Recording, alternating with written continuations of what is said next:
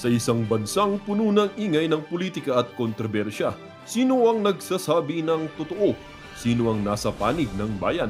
Welcome to Bayang Pinas, ang news channel na hindi takot maglatag ng katotohanan. Dito, pinag-uusapan natin ang mga isyong may kinalaman sa kinabukasan mo, politika, pamahalaan, at ang tunay na kalagayan ng ating bansa. Hindi kami bayad, hindi kami bulag. Sa Bayang Pinas, ang boses ng mamamayan ang tunay na headline. Kaya kung sawang-sawa ka na sa mga baluktot na impormasyon at scripted na kwento, dito ka na. Dito sa Bayang Pinas, tayo ang bantay at boses ng bayan. Kung gusto mong manatiling mulat at informed, don't forget to like, share, and most importantly, subscribe dahil sa panahon ngayon, ang kaalaman ay kapangyarihan. Ito ang Bayang Pinas, balitang totoo, pusong makabayan para sa sambayanang Pilipino. Tara na't alamin ang tunay na balita. Gusto mo ba? Si Moharley. Kasi sabi niya gusto ka raw niya may interview. Sabi ko, sige sabihin ko, busy pa lang. Buti na paalala mo sa akin. Kasi nag-meet kami, kasi may common friend kami na dumating from San Francisco. Nag-birthday. So, yun. Tapos nakita niya ako. Sabi niya, Cathy, ganun, gusto ko sabihin to kasi alam mo, actually sinabi ko rin naman na pwede siyang manalo, si BBM, pero magkakaproblema siya kapag naniwala siya, na-impluwensyahan siya ng mali. So, nangyari. Ayun. Yun. So, well, ako actually hindi naman fortune teller ang nagsabi sa akin. These people na nakapaligid sa kanya, na hindi talaga niya matatapos yung kanyang term dahil nga sukang-suka na yung mga nakapaligid sa kanya. They're just waiting for God's will and the proper time and people's initiative para matapos. Kayo ba mga palangga, naramdaman nyo na ba na matatapos na si Bangag? Sabi ni Jean Dalino, gramdam ko hindi talaga matapos si Marcos ang termino niya. Ayun. Sabi ni Lourdes, binigyan tayo ng free will ni God para mamili kung saan mo gusto mapunta. Nawala. Mapunta sa langit ba o sa impyerno? That's true. Yes, Yun. sabi ni Botan, very soon. So, ano ba yung sitwasyon, sis? Ikaw yung nakikita ngayon dyan sa yung mga circle of friends mo. Ano yung mga, kasi yung iba, yung mga nasa business sector, takot din sila mag-comment ng kanilang opinion regarding sa pagiging bangag ng gobyerno. Ikaw lang talaga isa sa pinakamatapang dyan. Ano yung mga comment nila? Huwag na lang natin sila pangalanan. Ano yung mga reaction nila every time you meet them at the party or, mga konting pagtitipon-tipon? Ano sinasabi nila sa gobyerno ni Marcos? Nalulungkot sila. Kasi, alam nila, yun nga, di ba sinasabi ko sa'yo na, alam nila, ako di ba sasabi ko, I don't think it's really BBM who's running our country. It's not. Kasi ayaw niya niyan eh. Parang nasistress siya with that. Alam mo yun, parang kapag, may stigma yan eh. Kasi just imagine for how many years, galit sa'yo karamihan ng mga tao, alam mo yun, sirang-sira yung pangalan ng pamilya mo all over the world. So, iniiwasan niya yan. Pero alam mo, history repeat itself. 'Di ba? Hindi naman talaga siya todo-todong, parang kasi hindi talaga siya yung humaharap. Alam mo, hindi siya yung humaharap sa tao. Yung kanyang pinsan, 'di ba, yung asawa niya. So when you try to think about it, nangyayari lang yung nangyari sa tatay niya. Which is nakakalungkot. Pero, same sentiments din ba yung mga kaibigan mo, mga amiga mo? Kasi may mga nakausap akong mga business person. These people are really well known in the Philippines na ayaw nilang mag-comment kasi una, meron silang takot na baka gurgurin yung mga business nila, which is sad. Diba? Itong baka gurgurin yung mga business nila, hanapan sila ng butas, diba, sa kanilang mga negosyo. Ito rin ba yung naririnig mo? Alam mo, totoo yan. Kasi remember, ang businessman, they need to protect their businesses. Kailangan lang protektahan yung negosyo nila. So, kung pwede lang, ayaw nilang makialam sa politics. But, actually may power sila to have a voice sa totoo lang. Pwede. Kasi, alam mo, kung may paninindigan ka talaga, pag nakikita mong may mali, dapat sila also ng boses. Sila maglabas ng boses. Alam mo yung magsalita sila about it. Huwag nilang konsintihin, 'di ba? Mali kasi 'yun eh. Mali yung kinukonsinti mo yung alam mong mali. At saka huwag nilang pagtakpan. Kasi saan tayo pupunta pag ang nangyayari sa bansa natin is takipan? Kasi may mga personal na interest lang sila na gusto lang nila na wag masaktan or tamaan ang mga negosyo nila. Sila itself, they can unite na, na ilabas yung katotohanan. Ganun yun. Yeah, so, alam mo ba, sis, I don't know,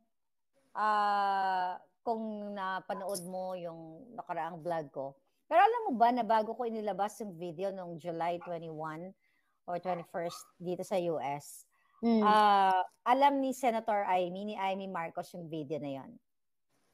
She knows. Hindi. Yeah. Oo. Well, parang nabanggit naman sa akin. Oo. Alam niya yon at alam niya na yun ay authentic. Sabi ko nga, maraming beses na yung mga tao na sa paligid niya na sinasabing magsasalta na si Amy at talagang isasabi niya na sa taong bayan na yung kapatid niya ay addict. Ang kapatid niya ay talagang tumitira ng white powdery substance o pulburon at hindi na niya kaya yung ginagawa ni Lisa. Pero ikaw, sa nakikita mo na ginagawang pagtatakip ni Amy, kasi never again, no more Marcos. Ganun din ba yung opinion mo bilang isang, taga-Masid, kritiko, di ba, na pinagtatakpan ni Amy yung kanyang kapatid sa kabila ng mga internal communication na siya ay magsasabi na sa taong bayan na ang kapatid niya ay lulong na lulong sa masamang bisyo. Again, sis, babalik ako dun sa sinabi ko kanina na again, if you're running as a government official or like magtatrabaho ka sa gobyerno, ang loyalty mo dapat ay nawala ka, sis. Sis, na-mute ka. Sister, na-mute. Sister, na-mute ka. Balikan mo yung sinabi mo na kapag government official ka. Ayan, narinig mo ako? Yeah, go. Okay. Kapag government official ka, iti-take mo that risk. Handa kang harapin yung risk na yon na kakalabanin mo ang kamag-anak mo, kahit malapit mong kaibigan, kung mali ang kanilang ginagawa. That's part of your, yun yung parte yon ng ng pinangako mo sa mamamayang Pilipino. Kapag may maling ginagawa, whether kamag-anak mo yan, or kaibigan mo yan, dapat panindigan mo yung iyong sinumpaan sa bansa natin na sisilbi ka ng tapat at transparent sa mamamayang Pilipino at sa bansa natin. Walang kaibigan, walang pamilya. Yan yun, risk mo yan eh, 'di ba? Parang susubukan yan yung integrity mo at character mo. So ngayon, kapag like, I just watch her. Kanina, nakita ko sa... Favorite ko nga pala si PH Update. Ang cute-cute kasi niya. Maglabas ng vlog. Oo, ang linis lang niya gumawa ng vlog. So, sabi niya nga, kahit galit na siya, hindi niya namumuhay. Mabait si PH Update. Oo, gusto ko siyang ma-meet. Ay, PH Update, paano ba yan? Ikaw na raw ang paborito ni sister ko. So, ganon, siya na lang, ganon, na chika lang. Pero, I watch him, no? Ano sabi ni PH Update? No, yung parang napanood ko kasi doon sa niya, sis, yung sa vlog niya, yung sinabi ni Senator Amy na sabi niya doon na, gusto niyang gumit na, kung pwede, maayos niya. Kasi ganun yun, pag may dalawa kang kaibigan, hindi nga ako kaibigan. Kamag-anak niya isa, kapatid niya, yung isa kaibigan niya. Para raw walang gulo, sana mapagbati niya. Well, alam niyo po, yun nga again and again, wala akong masama doon sa kanyang idea, pero ang tagal. At saka yun nga, wala akong kaibigan, tsaka walang kaibigan nga, tsaka makamag-anak dapat. Ito naman kasi si PH Update, di ba? Kaya minsan ayoko din ng mga No, ito, chika lang. So, ito naman kasi si PH Update, ayoko ng sobrang mabait. Huwag na masyadong mabait. I mean, pero sa totoo lang, hindi na mangyayari yan. Hindi pwedeng maging mediator si Amy kasi siya ay conspirator ng kapatid niya. Mm. Nagtaksil sila sa bayan. Alam mo, yun actually binudol niya tayo eh. The fact na niligawan or binudol nila si Inday Sara na pinatakbo, kasi ako wala naman akong kamalay-malay dyan, sis. Ikaw nga, alam mo na adikto siya mga yan. Ako, I supported them na hindi ko alam na talagang adikto si Marcos Jr. Pero without me knowing at mga taong bayan, alam na pala yan sa mundo ng politika. Alam na noon-noon pa na si Marcos ay adik. Bangag talaga siya. At si Lisa kasama pa. At yung mga circle of friends sila ay bangag. So, doon pa lang, nag-traidor na si Amy Marcos. Pero I know for a fact, kasi napag-alaman ko, na ang magpapatakbo talaga dapat or parang brain, okay, dyan sa Marcos administration ay si Amy. Kaso lang, na-denggoy siya ni Lisa Tanas. Mas tuso ang ahas sa kanya. Siguro, kung si Amy ang magpapatakbo, baka hindi ganun ka-widespread ang corruption, baka mahiya or, pero sa nangyayari, talagang natuso siya. Sobrang tuso nga si Lisa Tanas. Kaya, budol-budol talaga. So, balikan natin si PH update. Ako, wag ka sobrang bait ha. Kurutin kita dyan. Wag ka sobrang bait. Gusto ko magmura ka ng bonggang-bongga, isa lang. Nagmumura ba siya? Hindi. Hindi ko. So far, pag napapanood ko siya, hindi. Alam mo yun. Okay. Yun. So, hindi siya. Oh, yeah. Diba? I know. Nandiyan din sila, third floor yan. Gusto si Pam, nakakatawa yan. Tsaka si Marlon. And thank you for introducing me to them. Yeah. Oh, yeah. Si Pambayang Dalaga. At saka si Marlon Purificación. I-follow nyo si third floor. We need people like them na talagang tumataya din ng kanilang mga alindog para sa bayan. At saka, hindi daw siya nagmumura. Sabi ni Onil, request ko pwede ba isang Jotang Ginemes naman dyan? Diba? So, sabi ni subscriber niya ako, sabi ni Gap, na hindi daw nagmumura. Well, hindi niya pwedeng agawin ng tao sa akin. Sa akin na lang yon. Pero atin namang mura may dating. Hindi naman tayo basta-basta nagmumura. May pinanggagalingan naman. Alam mo, at saka hindi rin naman kita masisisi kasi ang tagal na niyan di ba? And I really appreciate yung ikaw sis, yung ano mo, yung ano mo ba, paninindigan mo. Talagang solid Iba yon. Importante. Sister, I have a question. Dito sa iyong pag all out na nga at iyong mga testimonya, meron bang magiging dahilan na one day you will swallow all the things na sinabi mo, na na-witness mo dito laban sa mga bangag? Hindi. Bakit? Para saan? Diba? Parang, maki-question integrity mo dito yung character mo, yung pagkatao mo, diba? Wala nga diba? Wala naman akong any intention rather than malaman ng tao. When people were like, Senator Nico Seteng was talking about it, past President Rodrigo Duterte was talking about it, si Mr. Morales, then then some other people, para saan, 'di ba? Parang eto na 'yun andito ka na, and yung sinasabi mo lang kung anong nakita mo. 'Yun. Ako, I think magkakaroon pa ako ng kahit papanong respeto at saka compassion kapag paglaban niya talaga yung tama. Yung parang, ayoko na. Tatanggalin niya yung mga nasa paligid niyang nagsisinungaling. Yung talagang tatanggalin niya or talagang sabi niya, opo, nagkamali po ako. Hindi ko kaya to. Maliho yung lideratong pinamumunuan ko. Yun. Kasi, alam mo, magsisave lang nun. Kasi sayang Di ba? Binigyan na siya ng opportunity ng mamamayang Pilipino and, siya. At tinulungan siya ng mga Duterte. And, yun yung nakakatakot. Dapat maisip yan ng mga ng mga kumakampi sa kanya ngayon. Kung yung isang tao na naniwala sa kanya, nagtiwala, tinulungan siya para manalo sila bilang presidente at maupo sa posisyon kung nasan sila now, is tinatraidor nila. And wala namang ginagawang masama rather than na may nakita lang na mali. Ni hindi nga nagsalita yun eh. 'Di ba tumahimik nga, tapos nag-retire nga, tapos biglang binuli nyo lang ng binuli. O ngayon, good luck sa inyo. Kasi for sure, maraming hawak yan. Alam mo yun? So, good luck lang. Parang hawak lang ni Cathy Binag. So, grabe, diba?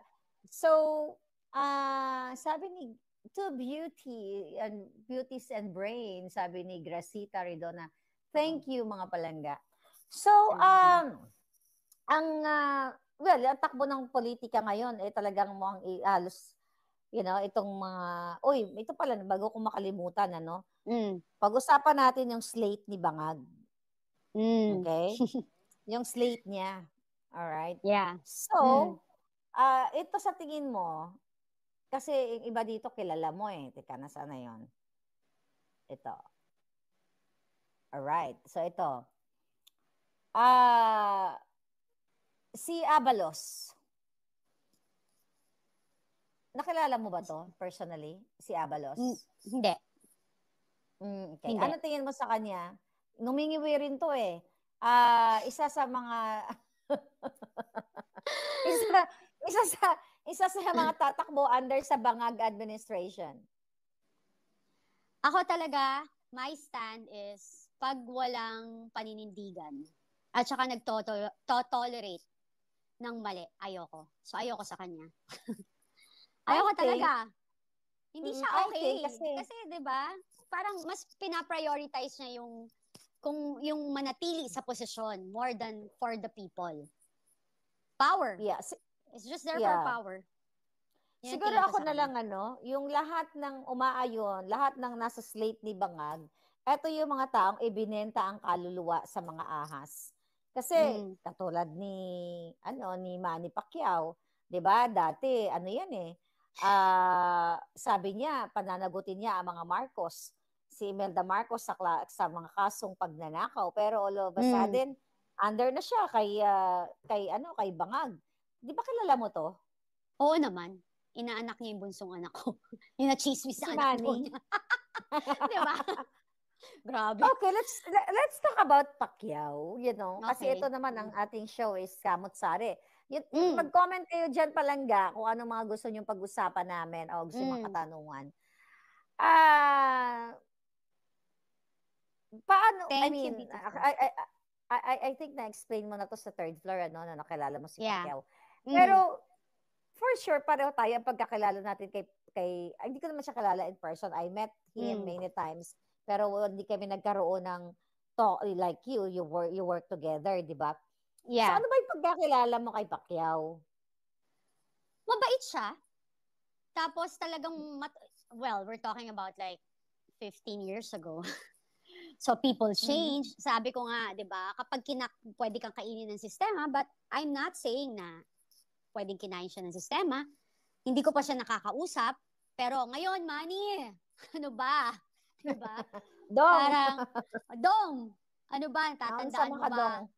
Diba? Parang alam ko, talagang yung sinasabi mo na he really loves to help people. Like, when I was working with him, talagang matulungin yan. At saka nakakatawa yan. Kahit yung mga pupunta, kunwari sa taping niya pupunta, alam niya na yung taong yun, nabigyan niya ng tulong. Like, nabigyan niya ng tulong, magpapa-hospital po ako. Ako mabilis yung mata ko sa ganyan Sabi ko, binigyan mo na yan Last week, hayaan mo lang, alam ko naman. Yung pareho ng drama, kasi ang daming pumipila to ask help. So kami, syempre nakikita namin. Pero yun lang, yung sad lang ako, na kasi again and again, gusto ko talaga, sis, merong paninindigan, may isang salita, may integridad, alam mo, hindi naman tayo perfect. Pero syempre, di ba, dapat talagang may paninindigan. Si Kong Rodante Marcoleta, I love him. So, susuportahan natin. ko yun. Yes, ako din, susuportahan ko siya. I posted him. Oh, yeah? So I mean, ako naman naniniwala ako na mabuting tao si Manny noon. Yeah. Pero kasi, tama ka, ang pinag-uusapan natin dito mga kababayan, that's why aming balitaktakan ni Cathy B, like we are voices of justice. We talk about the politics and the life na dinadanas sa Pilipinas.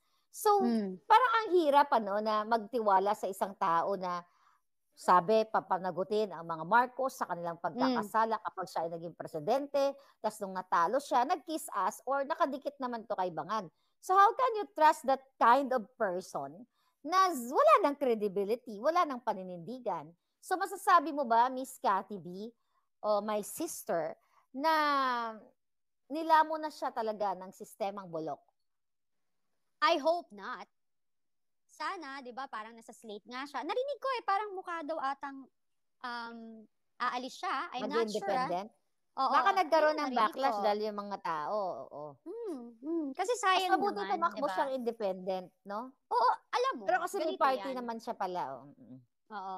Naniniwala naman ako na kapag ginusto ng Diyos na maging leader ka ng bansa natin, hindi kahit anong daya. Nangyari yan kay President Duterte, 'di ba? Parang ayaw siya lahat halos ng mga mayayaman, ng media and all. Kasi pero still naging presidente siya, 'di ba? And 'di ba, pag pinanood mo nga yung sinabi ni Congressman Marcoleta nung panahon niya, tinamaan lang talaga ng pandemic, ang ganda ng ating bansa. Ang dami nang tulungan. Yung even yung kapulisan, tumaas ang mga sweldo, nagkaroon ng respeto ang mamamayang Pilipino sa kapulisan at sa military. Yung mga what do you call this, mga teachers, basta lahat may nangyari. May nangyari. Tinupad niya yung mga sinabi niya. Yes, may magandang nangyari. Right now kasi, ang nangyari nga right now, parang inuuna yung kung ano yung mapapakinabangan more than the people. No, I think, kasi yung mabalik lang kay Manny, kasi favorite ko siya favorite ko siyang pag-usapan ngayon, kasi kita mo itong mga politikong ito.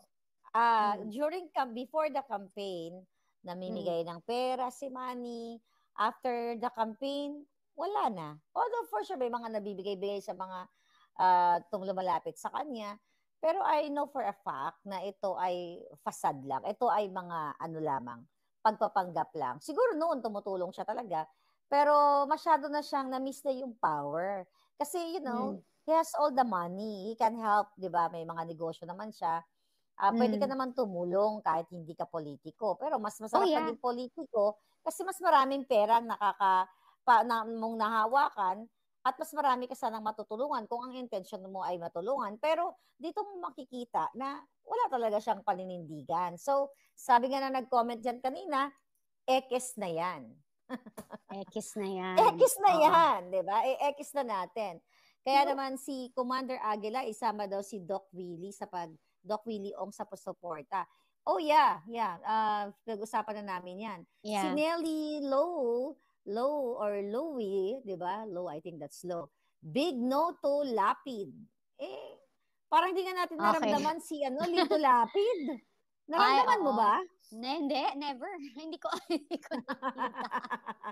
Imagine mo, hindi natin naramdaman, tapos tatakbo na naman. Forget about him. Alam mo, na tayo, quality politician, please. Tas parang pag nakikita mo nga, even yung mga kaibigan ng anak ko, pag dumadalaw dito sa bahay, tas na pag-uusapan nila na, what do you call this, na pag-uusapan nila na, tita, ano ba yan? Ba't ganyan? Yung nadaanan namin, yung hearing na parang yung mga politician, ang babastos po. Parang sinisigawan yung mga tao. Oo, bata yun. Sinisigawan yung mga tao. Tapos parang pag ayaw nila yung sagot, babastusin nila. So ako ang stand ko doon, sabi ko, nakakalungkot nga yun kasi wala silang karapatang bastusin tsaka sigawan at murahin or insultuhin yung resource person nila. Kasi first and foremost, party rin yun ng mamamayang Pilipino. Voter din yan. So, you can question and ask question properly. And you don't need to insult. Kasi, alam mo, ang layo talaga ng mga politiko before and now. Alam mo yan, parang, I know, no? Diba, iba ang layo, ang pangit ng the way they don't even know how to ask question properly. And most of them, yeah. Go ahead. Yeah, most of them, hindi pa alam yung batas. Or minsan, binabaluktot yung batas. Sabi nga ni Congressman Marcoleta. Diba? Wow. 'Di ba? Yeah, true. Ay nagdudung-dunungan. Well, Mm. katulad na lamang ng isang kongresista dyan sa Quad Committee, Quad Committee, yung si Congressman Luistro, nag-aala de Lima dyan, na mismong inamin niya na itinago niya yung kanyang asawa nung naakusahan na ng gahasa, di ba? Di ba? I don't know if narinig mo yon. Yeah, Tapos yeah, may lumabas, may lumabas na video na nag-PPDA siya. Talaga nakipaghalikan siya ng akala mo para silang kadiri talaga, no? Kongresista at kanyang asawang inakusuhang ng gahasa. Talagang pinapakita sa taong bayan yung kadiring halikan. Nung nakita mo yun, hindi ka ba nandiri?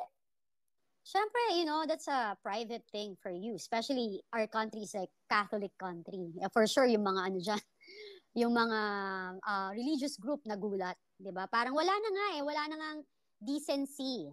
Kahit sabihin mo asawa mo yan or anything, para saan yung show na yan? Diba? Para pakita yun na buo kami. Walang problema. You don't need to prove yourself. Kung buo kayo. Kadiri, di ba? Kadiri to mga, imagine yung mga kababayan, we're talking about this, mga, sabi ni Congressman, kulubot pa daw kasi sabi ng asawa ni Luistro.